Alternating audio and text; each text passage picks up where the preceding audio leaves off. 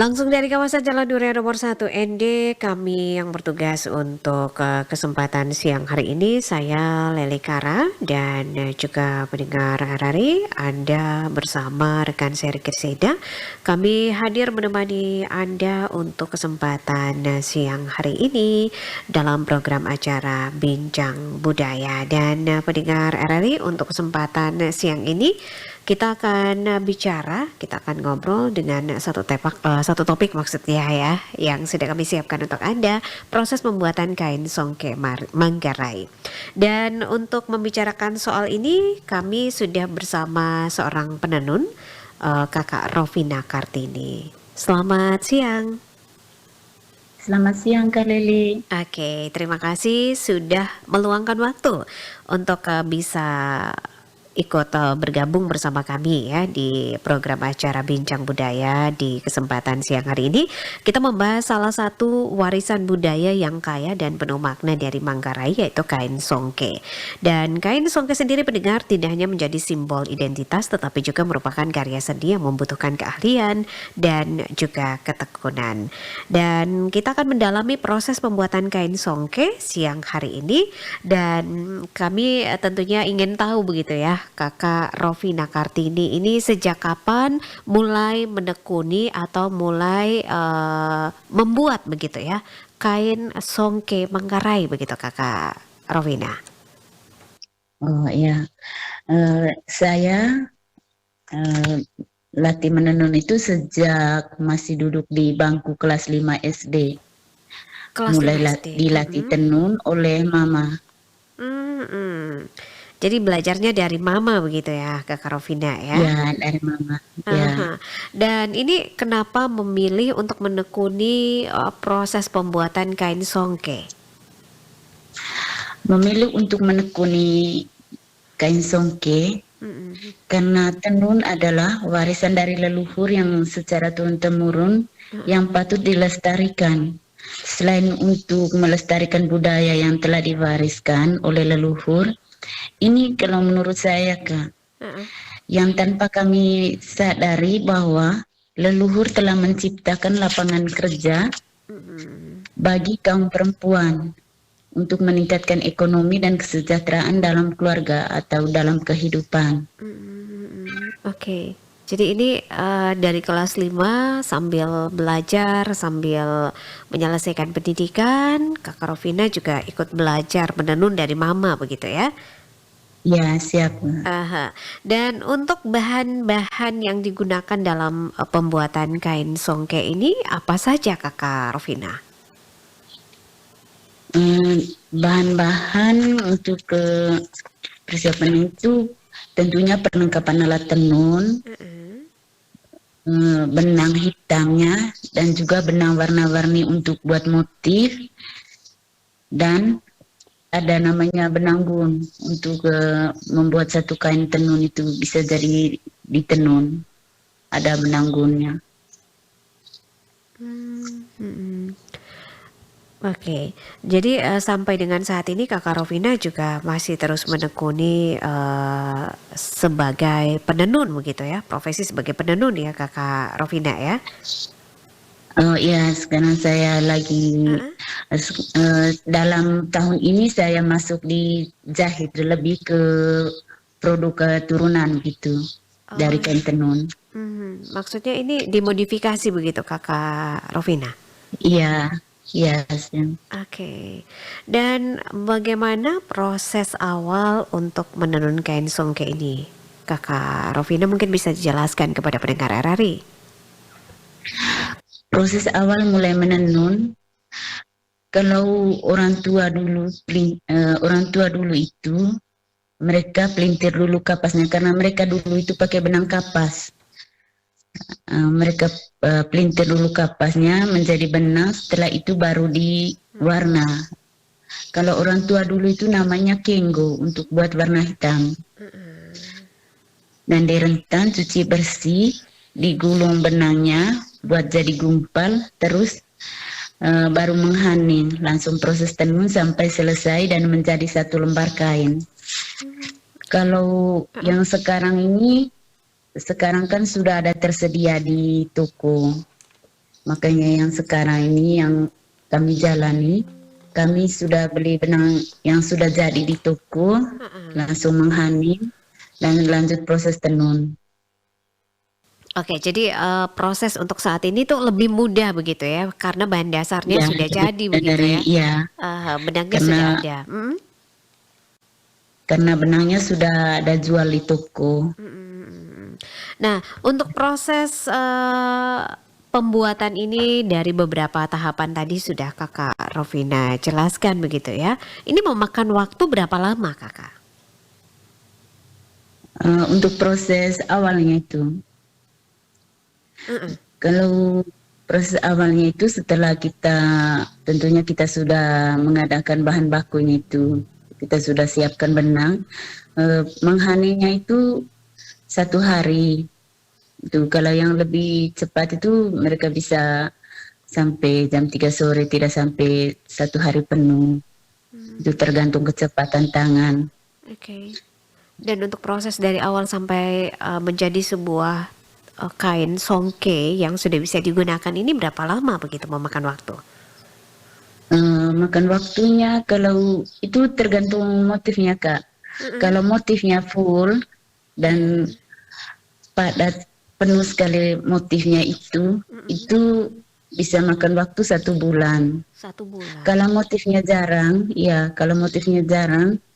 itu bisa 3 minggu. Kalau motifnya tidak terlalu full. Oke, jadi hitungannya ini bisa sebulan begitu ya untuk memproduksi kain begitu Iya, ya. Satu iya. Untuk satu kain songke ini membutuhkan waktu 1 bulan. Oke, Kakak Rovina, kita akan kembali berbincang di kesempatan siang hari ini masih dengan topik yang sama ya, proses pembuatan kain songke Manggarai. Tetapi kita nikmati dulu ada satu nomor lagu dari daerah Manggarai yang akan saya hadirkan untuk pendengar dan juga Kakak Rovina. Ini sebagai ucapan terima kasih dari kami untuk Kakak Rovina yang sudah meluangkan waktu untuk bisa ngobrol dengan RRI ND. Kita nikmati. Perempuan itu multitasking. Perempuan juga merupakan sumber empowerment yang sangat berharga dengan segala potensi yang dimilikinya tanpa meninggalkan kodrat sebagai seorang istri dan seorang ibu. Bisa berkarya di domain publik maupun domestik seperti yang diungkapkan oleh Alfonsa, pemilik rumah tenun ikat lepelorung di Nita Maumere yang memberdayakan perempuan di kampungnya secara internal dan komunal melalui keterampilan mereka. Bahwa pemberdayaan perempuan secara umum memang harus lebih keras, lebih tegas, lebih disiplin berdasarkan sifat karakter perempuan-perempuan itu sendiri, karena tidak semua perempuan di Jawa sama karakternya dengan perempuan di Flores. Jadi kita harus melihat juga latar belakang mereka, keterampilan mereka, motivasi mereka, skill mereka dari berbagai macam faktor, sehingga gampang untuk pola pemberdayaan atau model pemberdayaannya. Jadi kaum perempuan itu hebat sekali, bisa untuk bekerja yang berbau feminis, tetapi hasilnya memang sangat tinggi, bahkan lebih daripada lebih tinggi daripada hasil atau pekerjaan dari kaum laki-laki, karena di sini gender balance atau juga responsif gender ini lebih bisa kita pertahankan berdasarkan kapasitas dari sifat feminisme dan juga kepedulian dari kapasitas perempuan itu sendiri.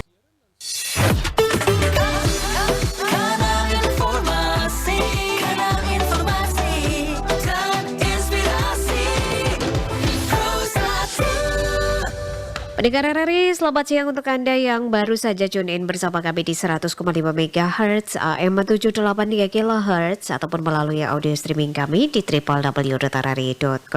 Kita masih bersama di program acara Bincang Budaya. Kami hadirkan, kami temani Anda sampai kita berada pada pukul 14 waktu Indonesia Tengah. Dan masih dengan topik yang sama, proses pembuatan kain songke Manggarai dengan Kakak Rovina Kartini, penenun dari Manggarai. Kakak Rovina, selamat siang kembali. Selamat siang Kak Leli. Oke, baik. Tadi untuk proses pembuatan tenun Songke Manggarai ini kan tadi dijelaskan bahwa prosesnya itu atau lamanya menenun itu tergantung dari motif yang akan dibuat begitu ya.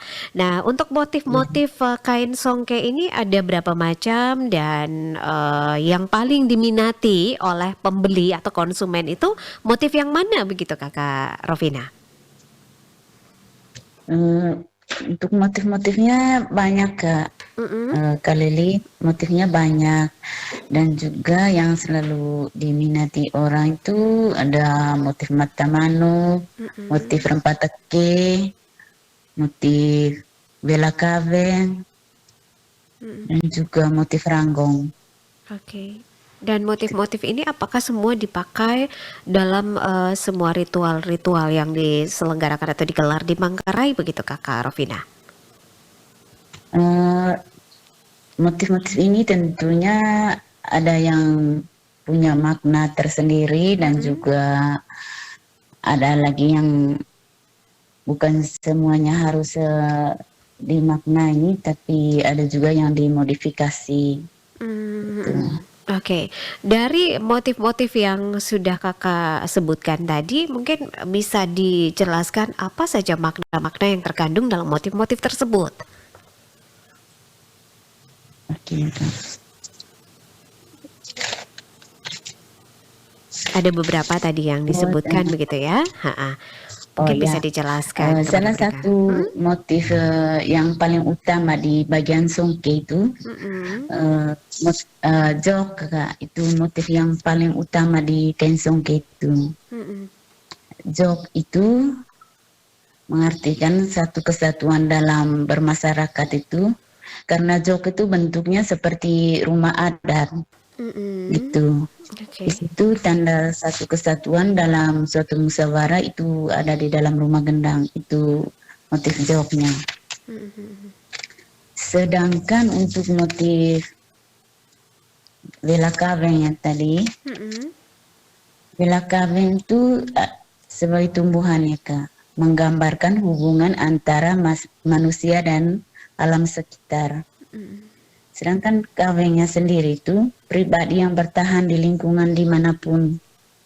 Itu maknanya bahwa kita hidup itu patut melestarikan alam, karena tumbuhan ini juga daunnya bisa untuk mengobati hewan pemeliharaan kita. Gitu. Sedangkan motif mata manuknya sendiri Kak, ada filosofinya nilai budaya yang sangat tinggi. Masyarakat Manggarai biasanya untuk menerima tamu yang terhormat itu biasanya biasa kita terima pakai ayam putih. Acara-acara adat itu selalu pakai ayam, begitu. Dan juga motif ini ada kaitannya dengan Tuhan yang Maha melihat bahwa segala perbuatan kita tidak luput dari penglihatannya, tidak luput dari pengamatannya. Itu. Ada lagi Kak Rovina? Ya, simboliknya diyakini menggambarkan ketajaman penglihatan sehingga menarik perhatian. Ya. Itu saja Kakak. Iya. Apa yang belum dijelaskan tadi Kak? Oke motif ranggongnya ya. Motif ranggongnya sendiri itu Kak, itu laba-laba ya Kak. Bagi kan masyarakat Manggarai itu laba-laba hewan yang ulet, pekerja keras, dan selalu untuk membuat jaring-jaringnya penuh sabar. Simboliknya pemimpin yang jujur dan kerja keras. Makna dari laba-labanya sendiri itu meningkatkan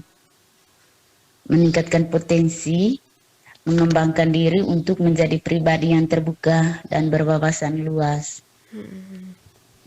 Oke. Membuat dia itu rajin untuk membuat jaring-jaringnya itu, gitu.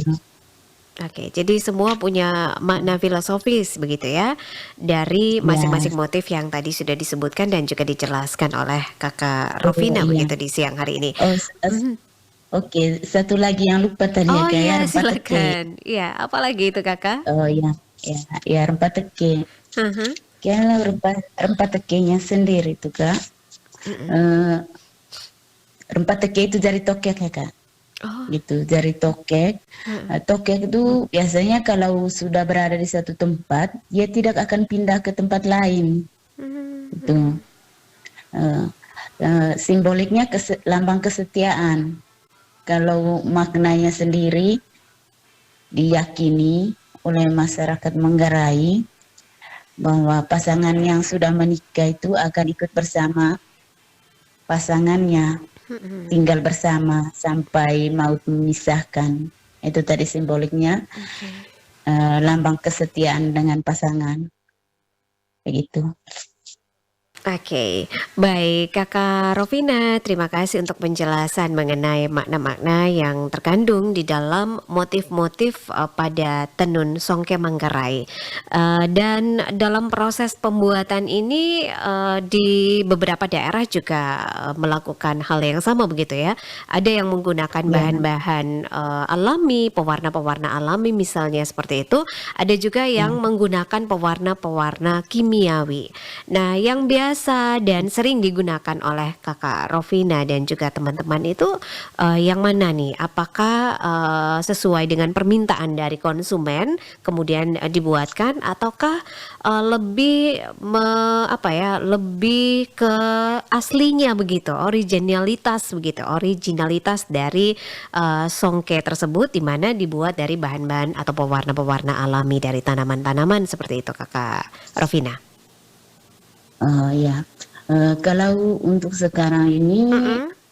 kami juga tenun pewarnaan alami, karena Mm-mm. tenun pewarna alami sekarang ini lagi membumi ya Kak. Mm-mm. Waktu tahun lalu acara KTT ASEAN itu salah satu barang dari kain baju dari kita juga yang dipakai sama kepala negara dari beberapa orang itu ya Kak. Itu Mm-mm. hasil karya kita di sini. Oke. Dan juga kita pakai pewarnaan alami karena sekarang lagi membumi itu, dan juga kita tidak pernah lepas dari namanya tenun budaya itu kain Songke Manggarai itu kita tetap prioritaskan, tapi Keasliannya ya. kita Mm-mm.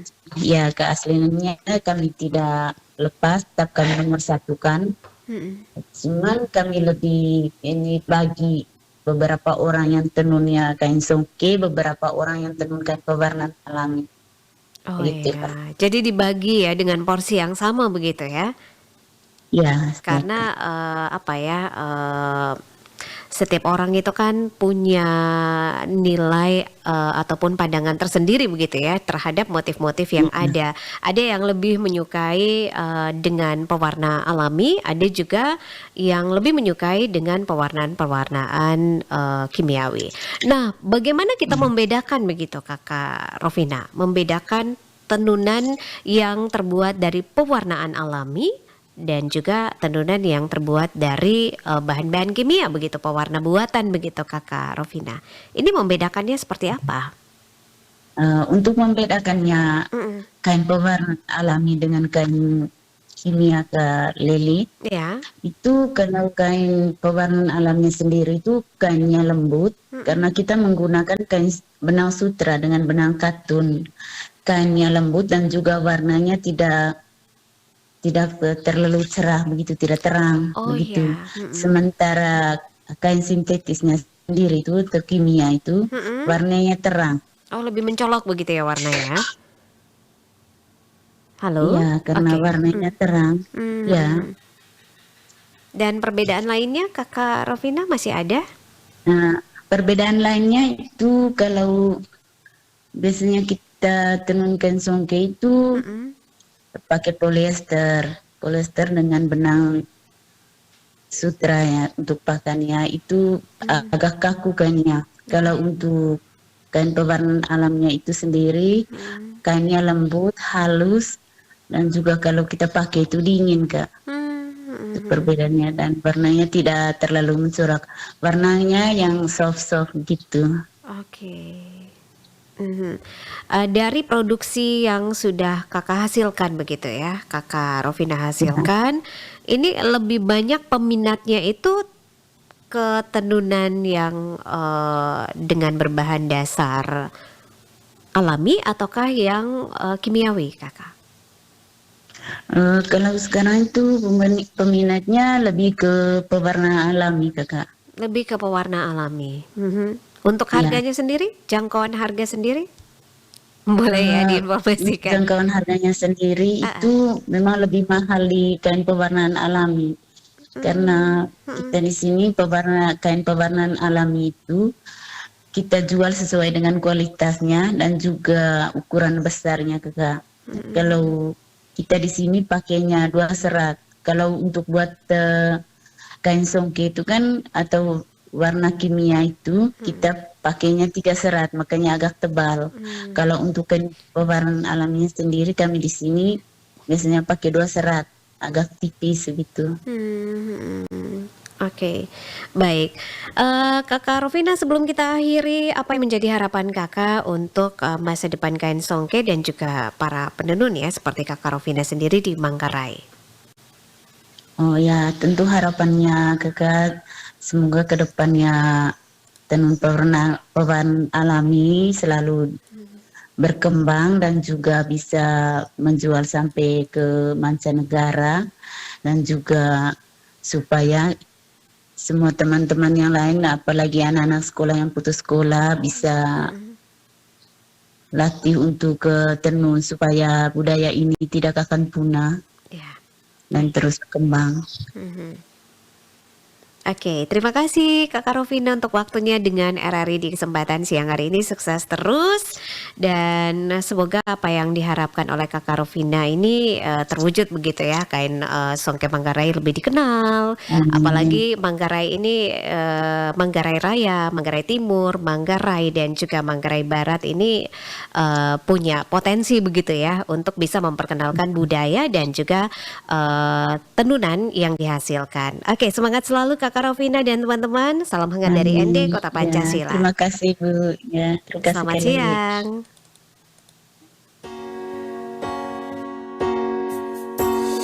siang.